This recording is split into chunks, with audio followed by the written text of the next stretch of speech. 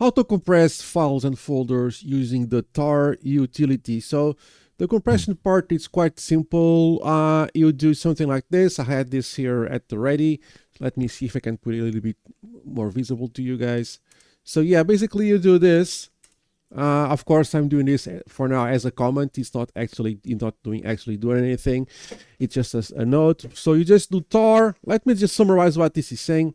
So just do tar minus CZVF. This is kind of my recipe. So C for create, Z for compressing, V for verbosity, and F to specify the folder name, and then at the end you just say what you want to compress. So let's say, for example, I want to compress the folder where I'm at right now. So it's a very simple folder, you know, just a few things, just to make things snappy. So basically we'll do this, and then you say what you want to compress. So let's say I want to compress that. Let's do like this, the current folder. Let's see what happens. Okay, so basically the file it's done. It created the folder. So let's create and I know this is going to be a folder within the folder, but you get the idea. So let's do uncompress. Let's do file, just to make things snappier. We'll move the folder to the file folder. You go to the file folder, and there you have it. Now, how do I uncompress? I just have to go back to the tar. Okay, so just do xvf and folder. Okay, this should be good enough to uncompress, and there we go. We have the files there, and the files are just here. I could create a folder within a folder and compress to that folder. I'm sorry, uncompress to that folder, but you get the idea. So let's go back here. Let's remove the file folder we just temporarily created. We'll go back where we were, and then we just come back to the original one. Okay, so this is the extraction, and this is the creation. So going back to here, this is create, this is compressed with zip or bzip. You'll see in a second what I mean.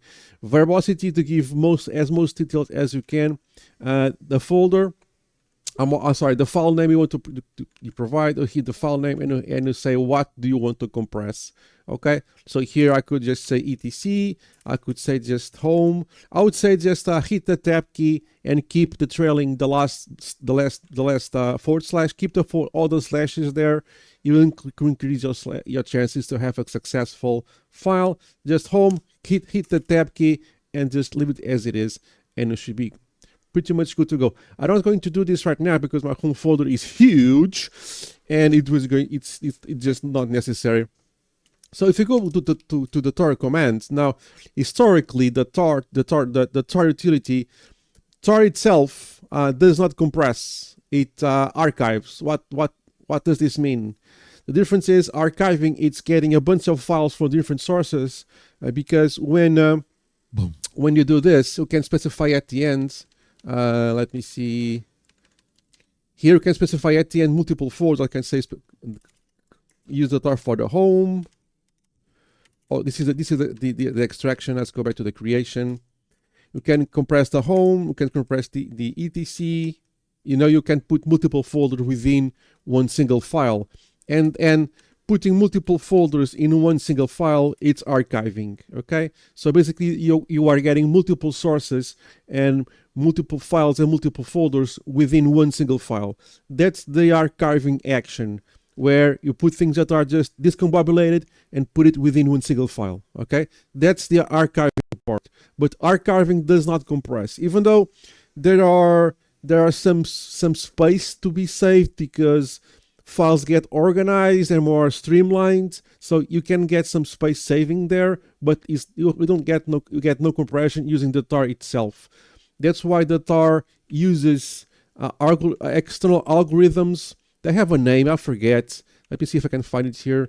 Where is it? As you can see, tar has a bunch of options. You know, so you have compression options where you can specify how to compress and when to the algorithm to compress things. It's parsing. I think they mention this as parsing. Okay, so if you go to the man page, you can actually see the parsers. I think that's the name. If it's not, you get the idea.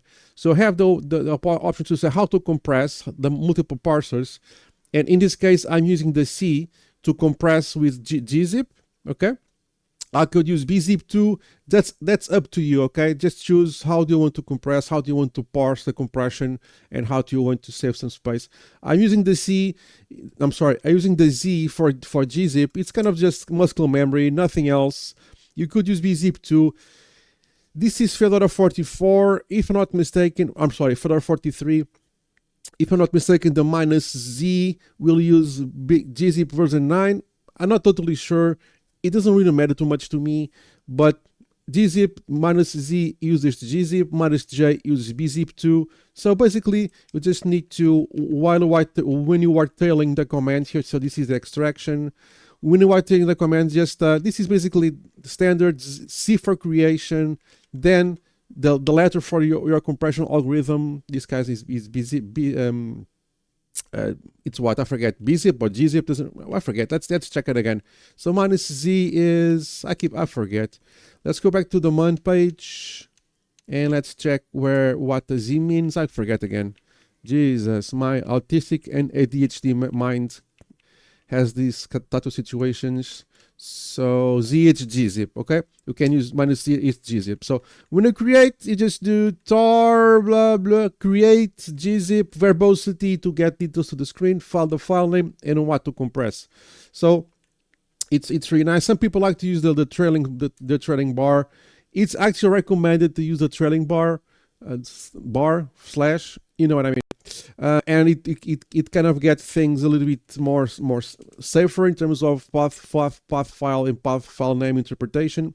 But that I digress. So this is how you compress. Just if you want to do this, use the parser. You want to use the parsing, and to extract you just do xvf and the folder. Okay, and where to extract it. If you do it like this, it will extract where it is right now.